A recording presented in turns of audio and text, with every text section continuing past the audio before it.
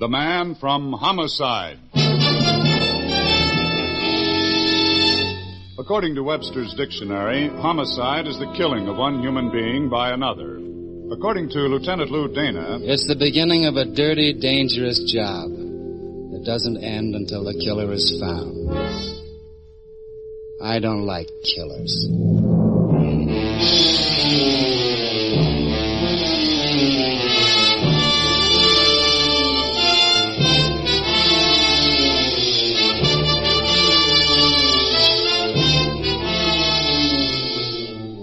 Every week at this time, the American Broadcasting Company brings you transcribed the star of stage and screen, Dan Duryea, as Lieutenant Lou Dana, the Man from Homicide.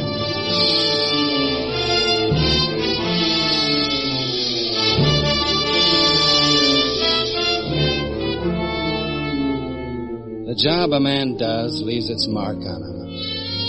Generally, you can spot a doctor, a lawyer, a butcher, a baker, half a block away. But what kind of a mark is left on the men who work out of homicide? Dave carried his 300 pounds into my office at headquarters. It had been a long time since he pounded a beat. Lou? Yes, Pappy? Martha Kent has come home. Martha Kent? Yeah, she was spotted coming in the Cleveland train, picked up, and... Where is she now? Her apartment. Couple of men are covering. Now all we got to do is let a little time pass, and we've got Eddie Kent, Lieutenant. Like that? Well, he can't keep away from her, whatever it costs him. She must be, interesting. Oh, I seen her once a couple of years ago. I'm an old fat cop, Lou, but I'm glad she never smiled at me. Eddie Kent killed 3 men we know of. The last one was a bank job we can pin on him. Dave?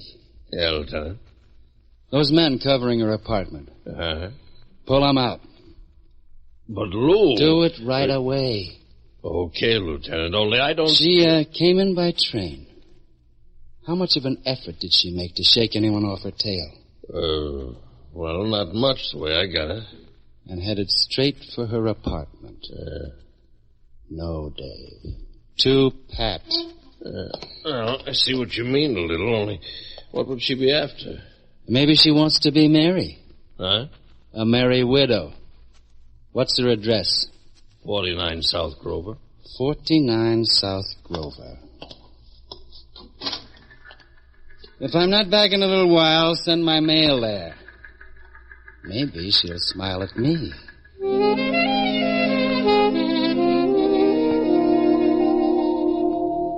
I spent the trip to South Grover thinking about Eddie Kent. After I got finished thinking about him, I wished there was a way a man could wash his mind out. Martha Kent would be what? Something shrill, and heels an inch too high, brassy hair, a runway figure? Yes? No. Something a lot more dangerous. What? Excuse me. Mind if I come in? Well, who are you? The name's Dana. Oh. That's right. Lou Dana. There's nothing much I could do about keeping you out, is there? Nothing much. Come in. Well? Eddie in? You should know. Don't your men tell you things? I took 'em off you. You did what? Sent 'em back to the precinct. Why? Their feet hurt. That was very kind of you. Thanks. Eddie isn't in. That's too bad. Do you plan on waiting for him here? No. Do you? That's all, Lieutenant. Mrs. Kent, does Eddie know you don't, care anymore? Why not ask Eddie? Because he doesn't know. That was when she turned her back on me. Being a cop blunts the finer sensibilities. I only noticed her stocking seams weren't crooked. I'm tired. I'm going to bed. If you like, you can tuck me in. There's probably a police regulation about it. You don't have to worry. I wouldn't like. Oh, you wouldn't. Good night, Mrs. Kent.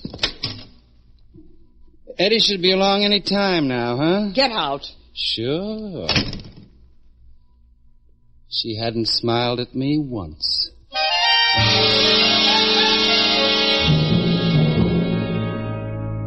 Cops in hallways are a natural.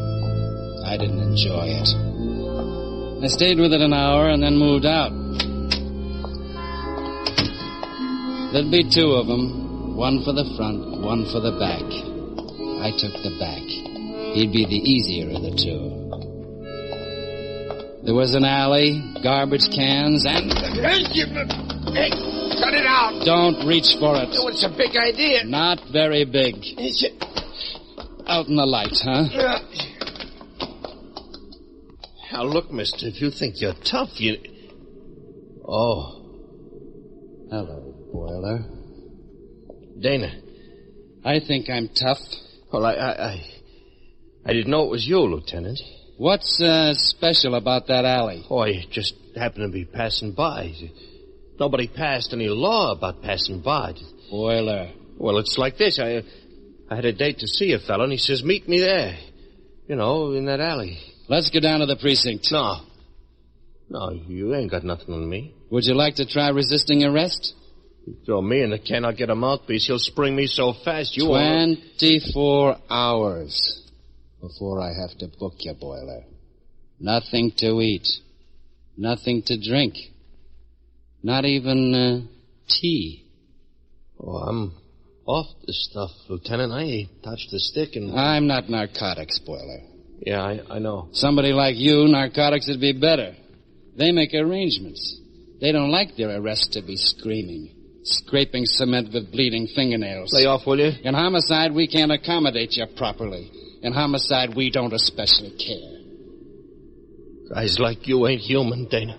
You guessed. Well...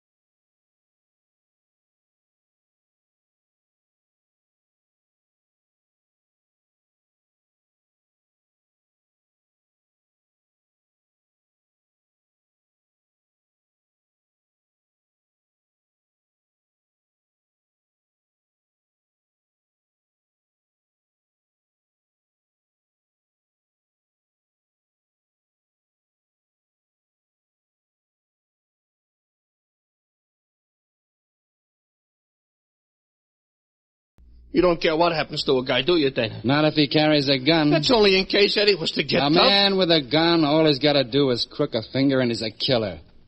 I don't like killers. Good night, Boiler.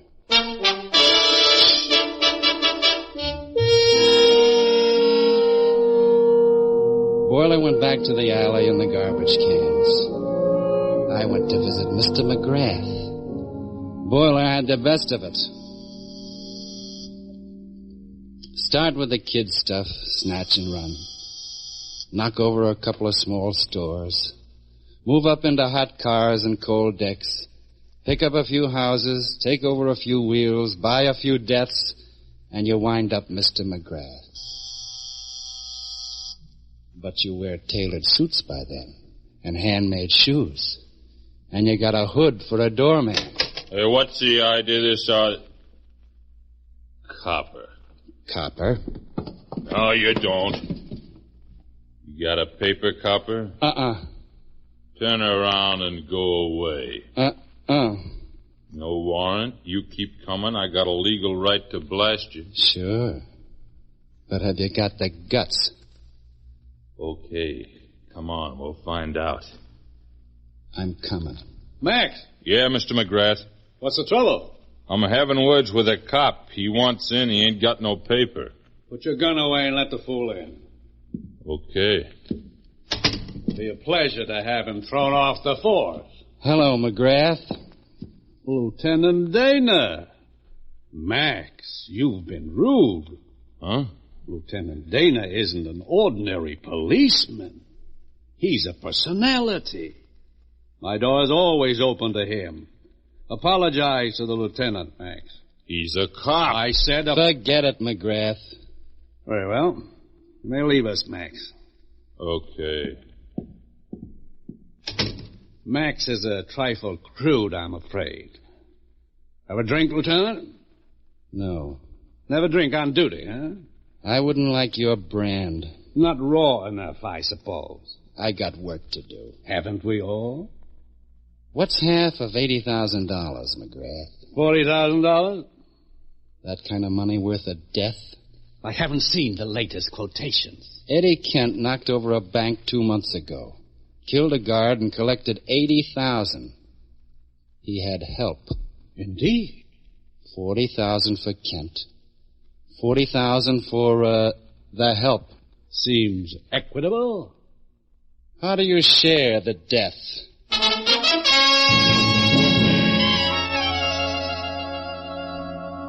He needed a little time to think for an answer. I looked around. It was a charming room. Mostly Chippendale pieces. Oak paneling on the walls. A small Renoir hung where the sunlight would hit it in the mornings. A girl brushing her hair before a mirror. She looked like someone I'd seen, and for a minute I couldn't remember where. Then I remembered, but the girl in the painting was smiling. You've evidently decided to be nasty, Lieutenant. Why? Martha Kent. I beg your pardon? Martha Kent. A lovely girl, as I recall. Pity she's not in town anymore. She's in town. A pleasant thought. Eddie Kent alive gets $40,000. Eddie Kent dead gets a mouthful of dust in Potter's Field. You're picturesque. How do we kill Eddie Kent, McGrath? It's not exactly my problem. How do we kill him safely? Got it. We bait a trap. The lure? Martha Kent. Fine. Eddie goes for her. How does that kill him, though? I couldn't say. We make sure the cops know where Martha Kent is. We fake it a little, so the cops think it's their own idea. They stake out. Eddie makes a beeline for her lovely arms. Runs into a couple of cops. So? You picked us to kill him for you. No, be careful. I'm very careful. Ooh. That was from me, personally.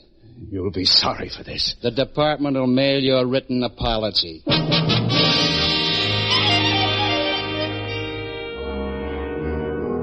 Headquarters was where I'd left it. They'd built it of stone.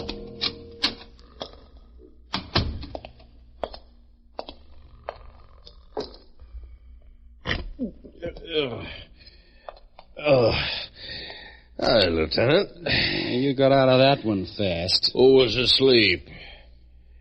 I was. Go on back. It's cold out here. Yeah. How's it set up, Lou? Oh, stalemate, I guess. McGrath's got a couple of men covering for Mrs. Kent. They'll keep Eddie off. McGrath, huh? No good, Lou. He was in on the bank job with Kent. You got proof? No, but it has to be that way. He was the one set up Mrs. Kent as a decoy. When I pulled the cops out, his men moved in. Don't want to split with Eddie, huh? 40,000 reasons against it. Yeah. Lou, you look beat. Occupational disease, Dave. Yeah. Martha Kent do any smiling? Not in my direction. I'll be in my office for a while. Doing what? Waiting. I wouldn't know for what. Don't ask me, huh?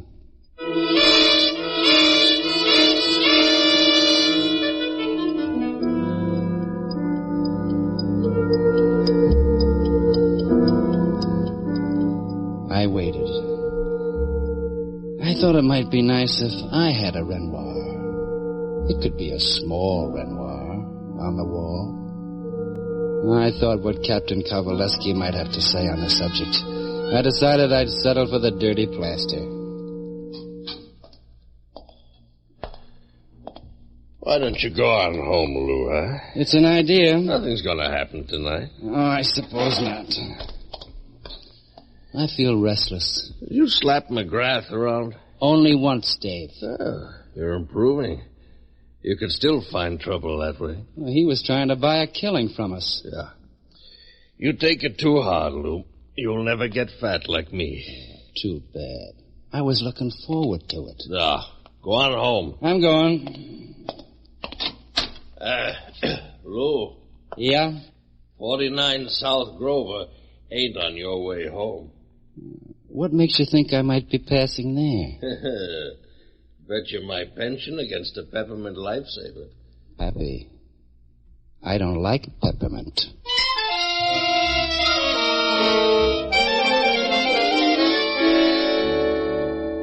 He would have won. McGrath's man out front of her house was holding down the same tree. I drove around the block to see if Boiler was still holding down the back. Martha Kent was in on the deal with McGrath. The decoy had to be, and she was. The girl in the Renoir was smiling. Maybe she was too polite to laugh out loud at me. Renoir painted beautiful things. No sense of reality. Boiler among the garbage cans would have been a more practical subject. But Boiler wasn't there. The alley closed in on me. I was in a hurry. And careless. I stumbled over a garbage can and almost missed him. Boiler was propped up against the wall, his legs straight out before him, his head slumped down over his chest. He might have been brooding about the blood that had poured out of that chest if he hadn't been so completely dead.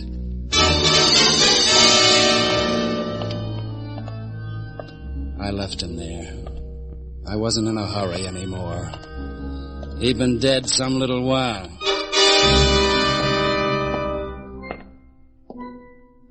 Whatever had been going to happen in Martha Kent's apartment would already have happened. I didn't care too much about finding out. The lock on Martha Kent's door was in fine shape, except that the door wasn't locked. The living room was the way I remembered it. I had nothing to remember about the bedroom.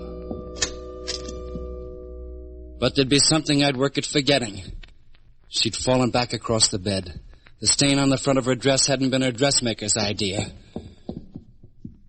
Her eyes were open, and when I bent over, I could have sworn they saw me. Hello. Mrs. Kent.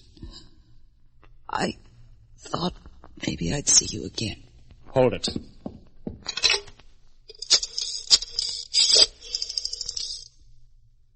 Operator, police emergency. Lieutenant Dana. Get a doctor to 49 South Grover, apartment 3C immediately. Got it? Yeah. Lieutenant. Better not talk. There'll be a doctor here in a couple of minutes. You've seen people like this before. I should be dead. Will you stop? No. What do you want me to do? Think about what my life has been. And what's happening to it now. There might be a chance. Are you trying to make me laugh? Lieutenant, you look funny. It's a habit my face has. You know who? Yeah. I'm tired. I want to go to sleep. You can tuck me in if you like. That's what I said when I was still alive. You said you wouldn't like. You lied. Didn't you, Lieutenant? I lied. I do. Please. It's all going so fast now. Please. I'll tuck you in.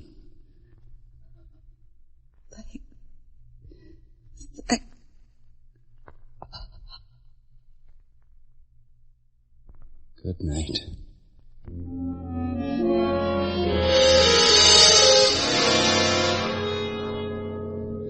The doctor was a little late. The homicide squad arrived and made noises and was very busy. There was a guy named Shakespeare wrote a play. And when his character died, he said, "The rest is silence." In my line, the rest is routine. Go on, Sam. Get the cameras out of here. You ain't shooting the movie. Terry, rush that print over to the lab, huh? Take it easy, will you? Go get the lead out. Dave was there, making like a sergeant. The men loved every pound of him. No reporters till later. Come on now, boys. Get rolling, huh? Lieutenant. Yeah, Dave? Snap out of it. Out of what? I'm feeling fine. Don't kid Pappy, huh? Sorry, Dave. Call it I'm tired and forget it. Okay. The boys have been through the building. Did they have fun? Dug up a couple of neighbors, heard the shots. Thought it was a car backfiring. That was bright of them. Well, it gives us the time she was shot. 1 hour and 11 minutes ago. That'll help. Not the girl, maybe, but the district attorney's going to need it. All right. He's got it. And Boiler must have been shot a few minutes before that. Gives you the pair of them. Pinned down close, too. Close enough. Eddie Kent's out in the open now. Must have been holed up the last 2 months someplace in town. With her showing, it brought him out. He realized she'd thrown in with McGrath, so he Save figured... it for the report, Dave. Yeah, okay. We'll get him pretty quick now. Sure. So long, Dave. Lou, where you going? Out. What for? I need a killer. There's the old one about the man who lost a horse. He said to himself, if I were a horse, where would I go? And then he went there. If I were Eddie Kent, I'd go to visit McGrath. I went.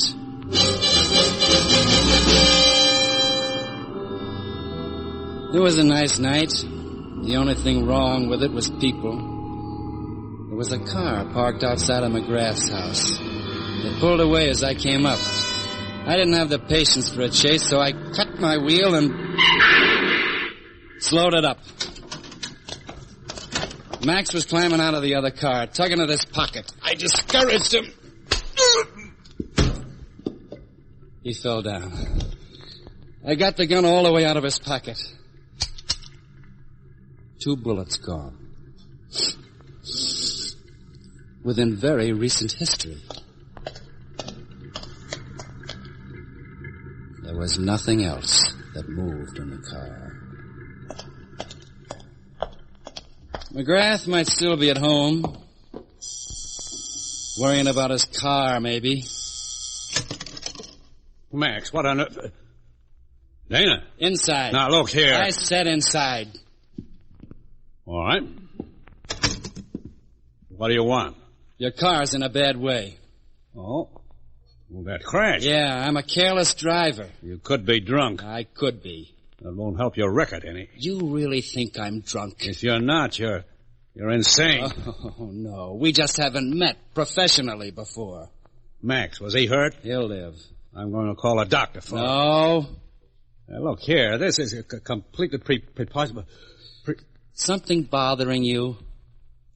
I haven't anything further to say to you, Dana. One man's opinion. Yours. I don't share it. You must have... you must have looked into the car. I did. Well, that can be explained easily. Explain it easily. Eddie Kent was a killer. He apparently thought his wife and I had been a little too friendly. Had you? You know how it is, Lieutenant. No. Anyway, he came here, threatened to kill me, so Max beat him to it, that's all. It was a case of self-defense. Would stand up in any court. Sure. So there's no reason to act the way you are. Where was he delivering the body? To the aquarium? Well, you see, Max's record isn't too good. He was afraid the police might not readily accept a self-defense plea. He wanted to dispose of the body. I tried to persuade him not to, but I failed. As a matter of fact, I was just about to notify the police myself. Uh-huh. I think you'll find the bullets in Eddie Kent's body came from Max's gun. I know they did. Well, we can relax, can't we? I've been relaxing for hours. How about the bullets in Boiler's body and Martha Kent's body? Well, they'd have come from Eddie Kent's gun, obviously. You mean the gun planted on Eddie Kent, don't you? What do you mean? Kent came here to see you first, for his share of the bank money. Kent died here. Max took care of that. But you still didn't own that $80,000. There was Martha Kent left. You saw a nice piece of business opening up. Oh, you're dreaming. A cop's dream. So you headed for her apartment. You had to dispose of Boiler. He knew too much. You couldn't afford to have him around. And then you went upstairs and ended the partnership between you and Martha Kent. You came back, planted the gun you'd used on Eddie Kent, and instructed Max to dump his body where it wouldn't be found for a while. That way, no medical examiner could prove Kent had died before his wife. Well, that's very ingenious. You've got nothing to base it on. I've got Kent's body. Good lawyer. I've got something else. An unlocked door. What does that mean? Martha Kent's door was unlocked when I got there, and the lock hadn't been tampered with. She wouldn't have opened that door to her husband. Not when she knew the trap she'd helped set for him. She'd have opened it for you, McGrath. You've been fumbling in that desk long enough. Bring the gun up. I'll let you have first shot. You can't do anything to me. First shot. Well? Yeah. You do better with women. Don't worry. I won't slap you. All right. How dirty can a man's hands get?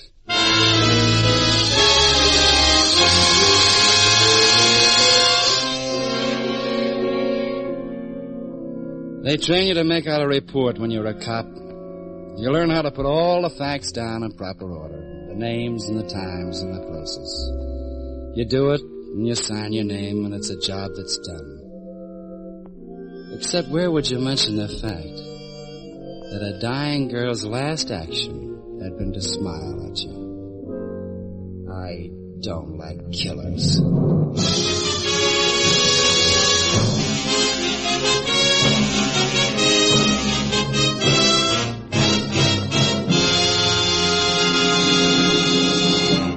You've just heard another in a series starring Dan Duryea as the man from Homicide, with Larry Dobkin as Dave. Mr. Duryea can be seen starring in Al Jennings of Oklahoma.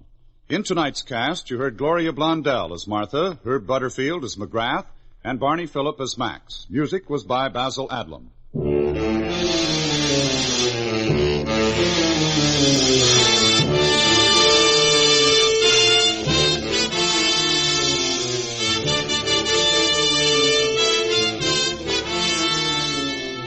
The Man from Homicide is transcribed and written by Louis Vittes, directed by Dwight Hauser. Be with us again next week, same time, over most of these same ABC stations, to hear Dan Duryea as the Man from Homicide.